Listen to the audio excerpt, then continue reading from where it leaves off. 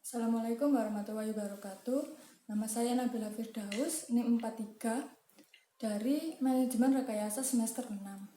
Alasan saya mengambil mata kuliah ini dikarenakan untuk mempelajari mengenai ilmu dasar-dasar dari kontrak, seperti pengelolaan, pembuatan, dan macam-macam kontrak dan lain-lain.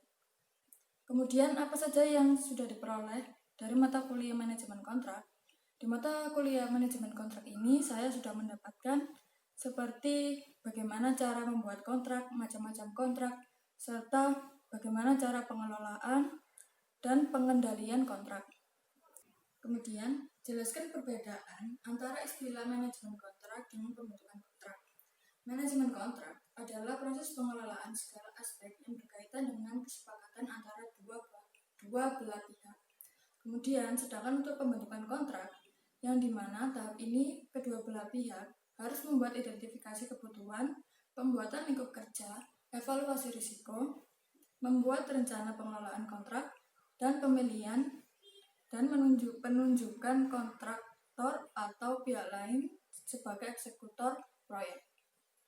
Kemudian, kapan seseorang membutuhkan sebuah kontrak? Kontrak digunakan untuk mengikat perjanjian antara dua belah pihak dengan ikatan hukum. Umumnya, kontrak dilakukan ketika salah satu pihak merasa was-was dan menginginkan keamanan dalam suatu perjanjian dengan pihak yang lain. Contohnya seperti kontrak proyek dari dua perusahaan yang besar, seperti Petro dan Semen. Jelaskan tahap-tahap manajemen kontrak. Terdapat dua tahapan penting di manajemen kontrak, yaitu pembentukan kontrak dan pelaksanaan kontrak. Dalam pelaksanaan kontrak, harus dilakukan pengelolaan dokumen, eksekusi pengadaan barang atau jasa, penanganan perselisihan, monitoring kinerja, audit hasil kontrak, dan penyelesaian kontrak. Kemudian, mengapa sebuah kontrak menjadi hal yang penting dalam perjanjian? Kontrak memiliki beberapa peran penting, antara lain menjamin berfungsinya keamanan dan mekanisme pasar secara efisien dan lancar bagi setiap stakeholder bisnis yang terlibat. Kemudian poin 2, melindungi berbagai suatu jenis usaha, khususnya untuk usaha kecil menengah UKM. Kemudian poin ketiga, membantu memperbaiki sistem keuangan dan perbankan. Kemudian poin keempat, memberikan perlindungan terhadap semua pelaku ekonomi atau pelaku bisnis yang diatur dalam undang-undang yang berlaku. Kemudian poin kelima, mewujudkan iklim bisnis yang aman dan adil untuk semua pelaku bisnis. Kemudian, apa saja yang perlu diperhatikan dalam pelaksanaan manajemen kontrak? Terdapat poin-poin penting dalam pelaksanaan manajemen kontrak, yaitu yang pertama, pihak-pihak yang terlibat. Kemudian, jangka waktu. Yang ketiga, lingkup kerja antara lain tujuan, peralatan, lokasi, menanggung jawab kontrak, kriteria pencapaian, dan proses monitoring. Kemudian tata cara pembayaran. Kemudian yang poin kelima, proses penyelesaian konflik. Keenam, proses perubahan kontrak. Ketujuh, proses penghentian kontrak. Kemudian yang terakhir, kondisi darurat.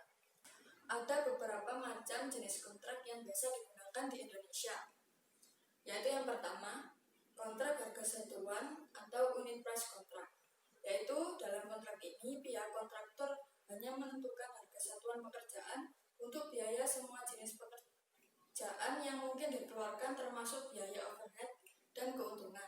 Kemudian yang kedua, ada kontrak biaya plus jasa atau yang disebut cost plus fee kontrak, yaitu kontraktor akan menerima pembayaran atas pengeluarannya ditambah dengan biaya untuk overhead dan keuntungan.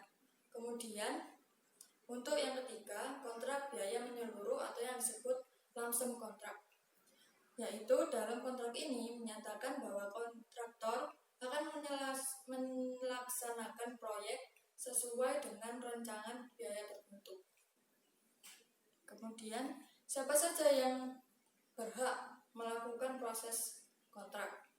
Yaitu yang pertama, kecakapan untuk membuat suatu perikatan. Kedua, berakal.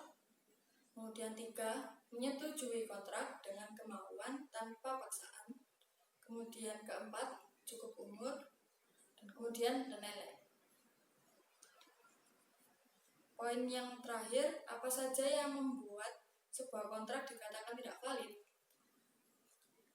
Yaitu yang pertama, tidak adanya kesepakatan antara kedua belah pihak, kemudian tidak ada kecakapan oleh kedua belah pihak tersebut, kemudian kontrak tidak ditentukan secara jelas, kemudian keempat, kontrak merugikan salah satu pihak yang melakukan kesepakatan. Sekian penjelasan dari saya, kurang lebihnya mohon dimaafkan. Wassalamualaikum warahmatullahi wabarakatuh. Cek description.